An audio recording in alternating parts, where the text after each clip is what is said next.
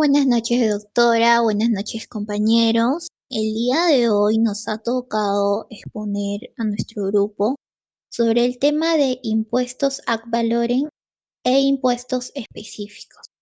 A continuación, los integrantes del grupo son Díaz Félix Steven, Estrada Baltodano Diego, Chauca Cueto Diego, Sánchez Obregón Rosa María y quien les habla, Yupanqui Vargas Melissa. A continuación yo daré inicio sobre el tema. Para comenzar, tenemos como concepto general lo que es la clasificación de impuestos en Perú. En Perú, los ciudadanos como empresarios y trabajadores tienen la responsabilidad de declarar sus impuestos. Estos impuestos gravan determinadas actividades con el objeto de recaudar fondos, es decir, dinero, que posteriormente será utilizado por el Estado para responder necesidades que amerite la sociedad. Para lograr recaudar los fondos suficientes que se necesiten para todo un año, el Estado cuenta con la SUNAT y las oficinas tributarias de los gobiernos locales. Estos tienen toda la potestad de crear, modificar y suprimir contribuciones y tasas, y si lo ameritan, exonerarlas, siempre que sea dentro de su jurisdicción y respetando los límites establecidos por la ley. En otras palabras, para obtener el dinero que amerita el presupuesto de la nación, el Estado ha logrado estratégicamente que diferentes sectores de producción y consumo graben. ¿A qué vamos con todo este concepto básico? Es decir, los impuestos que se van recaudando durante todo el año van a un fondo del Estado y luego este fondo mismo es usado para actividades públicas, lo cual se usa en distintos ámbitos del Estado. Es decir, que se va haciendo la caja del Estado con el dinero que se recauda mediante los impuestos. También tenemos los impuestos de Perú o la clasificación directa de los impuestos en Perú, en los cuales tenemos el impuesto a la renta, el impuesto general a las ventas, lo cual es conocido como el IGB. También contamos con el impuesto selectivo al consumo. Por otro lado, tenemos el nuevo régimen único simplificado. También tenemos impuesto a las transacciones financieras. Por otro lado, impuesto esencial a la minería, impuesto a la importación, lo cual es conocido como arancel. Dentro del impuesto de la importación tenemos los conocidos impuestos ad valorem, que posteriormente les mencionaré. También tenemos impuesto vehicular e impuesto al cabala. Bueno, como mencioné a un principio, nuestro grupo va a mencionar en esta exposición sobre lo que son los impuestos ad valorem e impuestos específicos. A continuación, ¿qué son los derechos ad valorem? Son los impuestos establecidos en el arancel de aduanas a las mercancías que ingresen al territorio aduanero nacional, lo cual tiene una base imponible, el valor de las aduanas determinado conforme al sistema de valoración vigente. Es decir, tiene una tasa impositiva de 4 niveles, lo cual es 0%, 4%, 6% u 11%, según su partida nacional. Este impuesto es aplicado sobre el valor del bien, sea este mueble o inmueble, de forma que no es como otros impuestos en los cuales se aplica con base a una tasa sobre la cantidad del bien. Esta característica lo propone como un impuesto flexible, puesto que está en relación con el valor evaluado del bien. Vale mencionar que este tipo de impuesto es el preferido por las autoridades administrativas de los diferentes países del mundo. Se calcula que más del 90% de los impuestos son a valores. A lo que vamos con todo esto es que este impuesto se relaciona directamente a lo que es el arancel de las aduanas, ¿no? Conforme cada mercadería viene del exterior e ingresa a nuestro país, es lo que va quedando un pequeño valor en los impuestos, los cuales es denominado impuestos a valores. Y por la cantidad de mercadería que va ingresando al país, eso se va formando una caja mucho más grande, en lo cual, como nos menciona, es muchas veces el impuesto preferido por muchos países en el mundo. ¿Por qué? Porque genera un ingreso mayoritario para el país o la nación. A continuación le doy pase a mi compañero Diego para que continúe con la exposición. Gracias. Buenas noches, doctora. Buenas noches, compañeros. Mi nombre es Diego Estrada y el día de hoy les voy a hablar sobre la extensión de los impuestos ad valorem y las barreras al comercio internacional. Extensión de los impuestos ad valorem. La tarifa ad valorem es de gran aplicación en el comercio internacional, de tal forma que se distinguen tres tipos de aranceles, es decir, de impuestos aplicados exclusivamente a los productos importados. Primero, arancel ad valorem. Es el que se calcula como un porcentaje del valor de la importación CIF, es decir, del valor de la importación que incluye costo, seguro y flete. Arancel específico. Es el que se calcula como una determinada cantidad de unidades monetarias por unidad de volumen de importación. Mixto. Es el que está compuesto por un arancel ad valorem y un arancel específico. Barreras al comercio internacional. Como nosotros sabemos, empresas de todo el mundo disfrutan de las ventajas del comercio exterior. Cuando hacemos referencia a negocios internacionales, dichas ventajas pueden llegar a ser realmente importantes, pese a haber ciertas barreras al comercio internacional. Las estadísticas ofrecidas por organismos como la Unión Europea, entre otras, nos explican la relevancia de dichas actividades para mejorar la competitividad y los ingresos de las distintas empresas. Existen diferentes tipos de obstáculos que pueden suponer grandes barreras al comercio internacional. A continuación, les vamos a presentar la que mi grupo y yo consideramos como fundamentales. Las barreras de tipo arancelario. Generalmente entendemos por aranceles a un conjunto de barreras que utilizan los diferentes gobiernos a nivel impositivo. Para ello, se hace uso de un conjunto de imposiciones en las distintas aduanas, como el propósito de incrementar la cantidad a pagar por el tránsito de las diversas mercancías. Las barreras arancelarias tienen un impacto directo en la competitividad de las empresas. Las distintas tasas impuestas en las aduanas generan un aumento en los precios y puede resultar perjudicial en numerosos casos. Podemos hallar diferentes tipos de aranceles. Los denominados como de tipo ad valorem son aquellos que gravan el valor del producto y la cantidad es variable. En cambio, los aranceles mixtos son aquellos que cuentan con una cantidad de tipo fijo y además incluyen también otra cantidad que puede variar según el bien o el producto que la empresa quiera vender. Las barreras al comercio internacional de tipo no arancelarias. Normalmente definimos como barreras no arancelarias a todos los límites que definen los diferentes gobiernos y que no son de tipo arancelarios.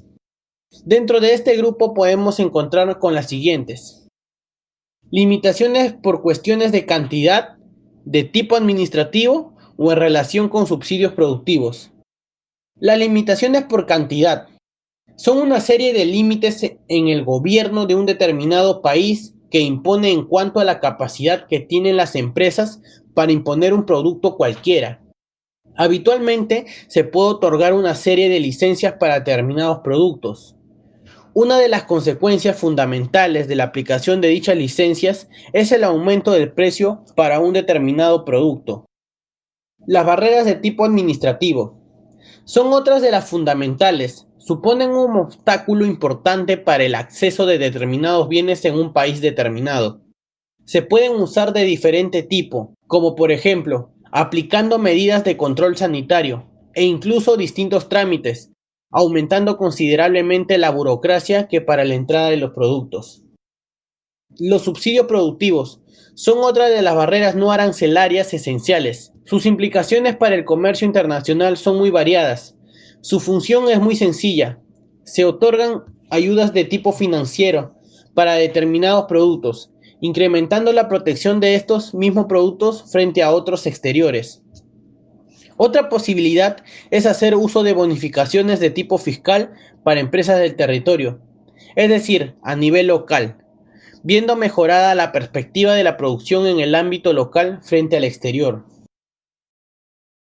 Voy a estar tocando los tributos que gravan la importación, los derechos arancelarios y demás tributos a la importación para el consumo que corresponde aplicar son los vigentes en la fecha de nacimiento de la obligación tributaria aduanera, que se produce de acuerdo a lo señalado en el artículo 140, Ley General de Aduanas.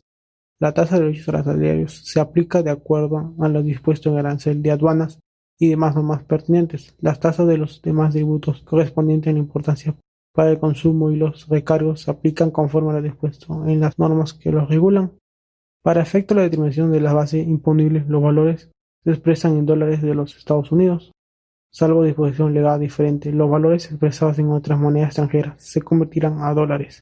Los derechos, aranceles y demás tributos a la importación para el consumo y recargos se expresan en dólares y se cancelan en moneda nacional al tipo de cambio de venta vigente a la fecha de pago publicado por la Superintendencia de Banca, Seguros y AFP, salvo las excepciones contempladas en normas especiales.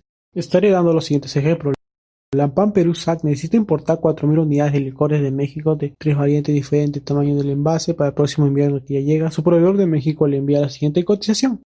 En el concepto vamos a ver el licor envase, cuántos mililitros tiene, precio FOB México, el precio de cada licor de envase, cantidad de unidades, cuántas unidades están solicitadas, total valor FOB, cuánto vale la cotización.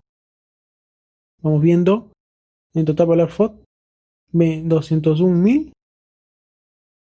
Sabiendo el valor FOB 201.000, vamos a dar lo siguiente: Flet México a Lima 3.000, seguro 200, total valor CIF 204.200, valor CIF 204.200. Sacando esto, hay que sacar el valor en 6%, y está lo siguiente: el IGB 16%, hace la valoren, el IPM, impuesto municipal, es el 2%, la percepción 3.5%. Total de impuestos por pagar 45.649. Vamos por el otro ejemplo. La empresa Beltum Perú SAC necesita importar 1.000 unidades de muebles de oficina de Chile de 3 dimensiones, 4x4 y 4x1. Para la inauguración de la oficina, su proveedor de Chile le envía la siguiente cotización. En el concepto, los muebles, precio FOB Chile 20, 60, cantidad de unidades, las que han solicitado, total valor FOB 52.000. Vamos a valor FOB 52.000. El flet de Chile a Lima 2.000, seguro 400, total valor CIF 544.400. Haciendo esto el valor ad valorem 6%, da lo siguiente: el IGB 6%, el CIF más ad valorem, el impuesto municipal el 2% y la percepción el 35 puntos. Y la suma total sería 101.996. El impuesto total. Muy bien, daré paso a mi compañero Diego Chauca. Muy buenas noches, profesor y compañeros. Luego del expuesto por parte de mis compañeros los impuestos a valores, tocaremos el tema impuesto de suma fija, ¿no? Vamos, el impuesto de suma fija es un impuesto fijo que deberá pagarse por cada uno, y la cantidad que una persona se grava se mantiene constantemente independiente de los ingresos o de los activos en propiedad. Una definición más clara sería que un impuesto de suma fija es el mismo para todas las personas, pero independientemente de las acciones que realizan, ¿no? Un ejemplo muy claro es el impuesto de voto de Margaret Thatcher, que básicamente habla que el impuesto de Margaret Thatcher es un impuesto de suma fija, un impuesto igual para todas las personas sin tener en cuenta ni los ingresos ni las acciones, ¿no? Entonces, Margaret Thatcher fue una abogada graduada en el año 1954 y la primera ex ministra británica, ¿no? Y entre los cargos a lo largo de sus años, ¿no? En uno de los intentos de reforma tributaria derivó a la salida del poder de Margaret Thatcher, que hizo notar que los impuestos progresivos implican que los ricos paguen no más, sino mucho más que los pobres. Entonces, si la tasa se va elevando conforme los ingresos aumentan, quien gane más termina pagando mucho más, quien gane menos, ¿no? Quisiera también hablar sobre el efecto renta de impuesto de suma fija. Efecto renta, que el efecto renta refleja la pérdida de bienestar que experimentan los ciudadanos como consecuencia de una disminución de su renta disponible debido al pago de los impuestos, ¿no? El efecto renta surge siempre que se establece un impuesto, independientemente de las características del mismo, debido a la pérdida de renta asociada al pago del mismo. No obstante, algunos impuestos generan exclusivamente efecto renta y no solo efecto institución, son los llamados impuestos de suma fija. Entonces, efecto renta de impuesto de suma fija encontramos cuando la administración fija un impuesto de suma fija al contribuyente, ve cómo sus diversos aspectos de su vida se ven afectados. No solo el nivel de consumo actual de bienes, sino también el consumo de ocio, o a las decisiones sobre el consumo de presente de bienes, ahorro o consumo futuros, como ahí dice, ¿no? Veremos algunos casos. ¿Cómo afecta el bienestar del individuo? El consumo de dos bienes, supongamos que la renta de un amigo se fija por el entre consumir dos bienes, fresas o manzanas, ¿no? En ausencia de los impuestos, el individuo distribuye su renta de manera que adquiere fresas o manzanas, aunque también puede gastar toda su renta en fresas, en cuyo caso adquiere las fresas o destina exclusivamente a la compra de manzanas. Pasamos a otro, consumo de trabajo ocio. Cuando se establece un impuesto a suma fija, esto no afecta solo el bienestar del contribuyente al reducir el consumo de los bienes, sino que también afecta su decisión del trabajo. El individuo tiene que elegir entre trabajar para ganar un salario y de esa manera poder consumir bienes o disfrutar de ocio. Asimismo, supongamos que para empezar a trabajar, el individuo deberá ganar una renta mínima, a partir de lo cual ofrecerá más o menos hora de trabajo en función del salario que reciba por hora de trabajo. Encontramos otro que se llama consumo intertemporal, efectos sobre el ahorro, ¿no? Supongamos que ahora que el contribuyente debe enfrentarse a la decisión de consumir en el momento actual o ahorrar de cara al futuro, es decir, nos enfrentamos a una elección intertemporal en el consumo presente y consumo futuro.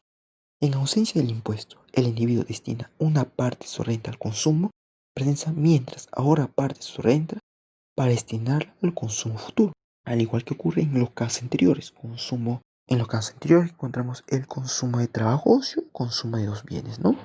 Al igual que ocurre en los casos anteriores, así encontramos un impuesto de suma fija. La pérdida de bienestar que se genera coincide con la recaudación que se obtiene con el impuesto.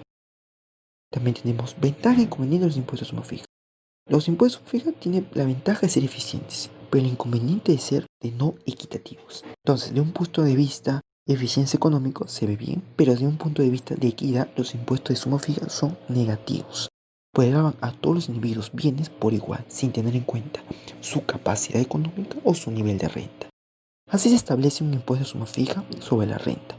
Todos los individuos pagarán lo mismo independientemente de su poder adquisitivo, lo que no parece aceptable ni justo. Por último, hay que recordar 4 puntos importantes, pero yo quisiera mencionarle 2.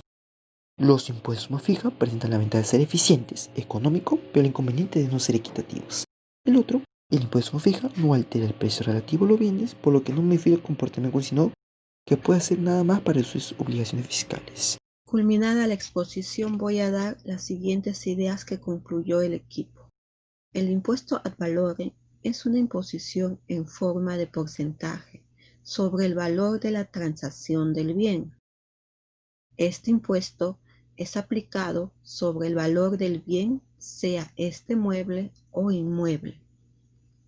Otra conclusión es que el arancel ad valorem a pagar en una importación se calcula sobre el valor de los bienes importados, más el costo de la importación de estos productos, como el transporte y el seguro. Bueno, sería todo por mi parte, mis compañeros. Muchas gracias.